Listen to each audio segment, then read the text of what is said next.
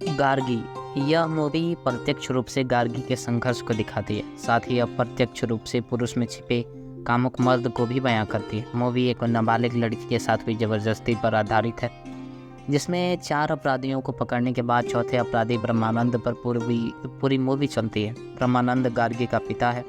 गार्गी पूरी मूवी में अपने पिता की बेगुनाही को साबित करवाने के जद्दोजहद में लगी रहती है। गार्गी को इसमें कामयाबी भी मिलती है, लेकिन मूवी खत्म होने से ठीक पहले मूवी का अंत एकदम से बदल जाता है।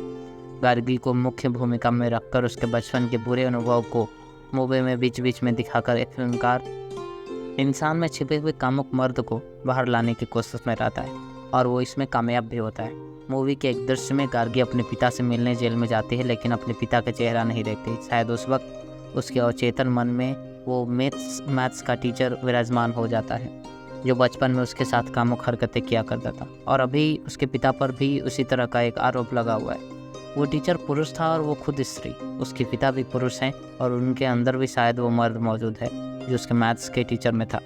तहकीकात के दौरान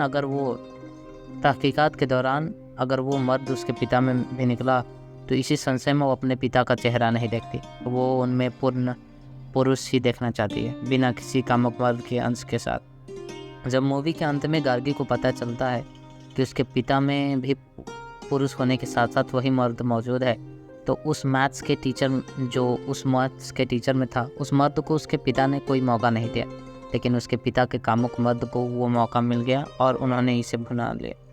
शायद इसलिए वो मूवी के अंत में उस मर्द के गुनाह को सज़ा दिलवाने के लिए तैयार हो जाती है जो उसके पिता में होता है, और साथ ही अप्रत्यक्ष रूप से उस मर्द को भी, जो उस मूवी में मैथ्स के टीचर के रूप में उसके मन में बार बार अपनी दस्तक दे रहा था, क्योंकि उसके पिता और मैथ्स टीचर के बीच वो कामुक मर्द कॉमन था। यहाँ गार्गी का मजबूत होना दरअसल उसके अवचेतन मन में जमा वो गुस्सा होता है, जो वो छोटा और नासमझ ना होने की वजह से जाहिर नहीं कर पाई, लेकिन अब वो इसे निकाल रही है। इसीलिए अपने पिता को सज़ा दिलवाने के बाद भी वो मजबूत बनी रहती है। सभी पुरुष में छिपे कामुक मर्द एक जैसे होते हैं, मौका मिलते ही वो अपना काम कर जाते हैं। शायद मर्द होने का मतलब अब यही रह गया हो। जैसे मूवी में ब्रह्मानंद एक चौकीदार होता है। चौकीदार के अलावा भी सभी सोसाइटी वाले उनसे अपना पर्सनल काम करवाते हैं। उनकी उम्र की कद्र भी नहीं करते, जिससे उनके मन में उन सभी के लिए नफरत और कुंठा बनने लगती है। ब्रह्मानंद उस समय नशे में भी होता है। नशे में विवेक का नाश हो जाता है और वो सही और गलत की पहचान नहीं कर पाता। कुंठा की वजह और विवेक की कमी उनसे ये दुष्कर्म करवाती है। मूवी में शुरू से साउंड ट्रैक बहुत नैराश्य भाव में चलता है, जैसे मूवी नहीं किसी बुरी घटना को दिखाया जा रहा हो। मूवी में मीडिया का स्याह पहलू भी दिखाया गया है, जिसमें किसी के गुनाह को साबित होने से पहले मीडिया उसे गुनाहगार ठहराकर अपना हक अदा कर देता है। बाद में भले ही वो सिर्फ आरोप ही निकले, गुनाह नहीं, लेकिन अब वो सामाजिक दृष्टि से अपराधी सिद्ध हो चुके हैं। बिना अपराध सिद्ध हुए मीडिया के साथ ही सामाजिक लोग गुनाहगार के साथ उसके परिवार का बॉयकॉट करना शुरू कर देते हैं। गार्गी को नौकरी से निकाल दिया जाता है। उसके घर से कोई आटा नहीं खरीदता। प्रेमी भी साथ छोड़ देता है।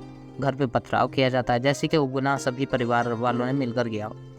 एक बार की ऐसा लगा कि जैसे कि सभी सामाजिक लोग गुनाह के किसी न किसी दलदल में फंसे हुए और अपने गुनाह का किसी को पता चलने से पहले ही किसी गुनाहगार पर सभी का गुनाह लादकर इतिश्री कह रहे हैं। इस प्रकरण में Mr and Mrs Iyer movie का बस का वो सीन याद आता है, जहाँ दंगाई खतना हुआ इंसान को खोजकर उसे कत्ल कर रहे होते हैं। सभी कहते हैं कि बस में सभी हिंदू हैं, लेकिन एक यहूदी एक मुस्लिम दंपति की पहचान सिर्फ इसलिए जाहिर कर देता है क्योंकि उसका खुद का खतना हुआ होता है। बस वो खुद बच जाए, भले ही उसके चक्कर में दूसरों की जान जाए। इस मूवी में यहूदी के रूप में वो सामाजिक लोग नजर आते हैं, जो बिना सोचे समझे गार्गी के परिवार को दोषी ठहराकर उनका बहिष्कार कर देते हैं। कितना डरा हुआ समाज है ये। इसी समाज में जब गार्गी जैसा कोई व्यक्तित्व निकलता है, तो एक उम्मीद की किरण निकलती हुई महसूस होती है, जो गलत को गलत और सही को सही दिखाने में अपना सर्वस्व झोंक देती है। धन्यवाद।